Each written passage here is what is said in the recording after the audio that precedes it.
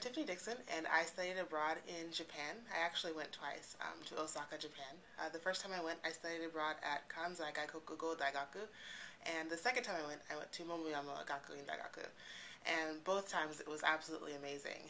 The first time I went, I actually studied abroad, and I stayed in a apartment style complex. It was amazing because I could meet people from different countries, and I just got to make a lot of friends that way. From China, Sweden, Australia, I met so many different people.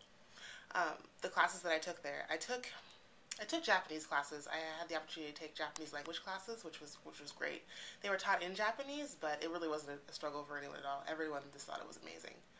I also took two English classes. I took intercultural communication in Japan, and I also took a history course over Japanese history. So it just gave me a little more background about the culture that I was studying abroad in. After my first semester there, I had the opportunity to go to Korea. It's so close, and the school had a travel agency actually in the convenience store right next to the school, so it made it extremely convenient to just go and book a trip. And Korea was great too. I just took a boat down there and I took the train. The train system's amazing. Completely different than what we have here in the Midwest, and we don't really have much of a train system, so it was a great change.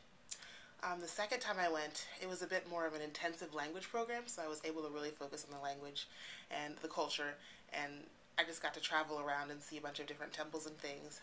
My second time I had more of an opportunity to go visit. Obviously the travel bug bit me, so I wasn't able to just stay in the United States. I had to go back. Um, that time I actually met up with a woman that I met here, and she took me to a dojo where they have a naginata practice, and they actually took a picture with me, and I'm featured in one of the magazines. It was amazing. I never thought I'd get a chance to do something like that. They gave me one of the traditional, like the hakama and the just typical like garb of the dojo, and it was amazing. They gave me a little tutorial. It was so much fun. So I totally recommend going. I think study abroad changes your life. It changes your experience. I know I learned a lot more about myself than I thought I ever would.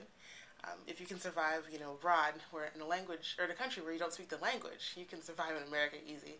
So I thought it was a great experience. I totally recommend going.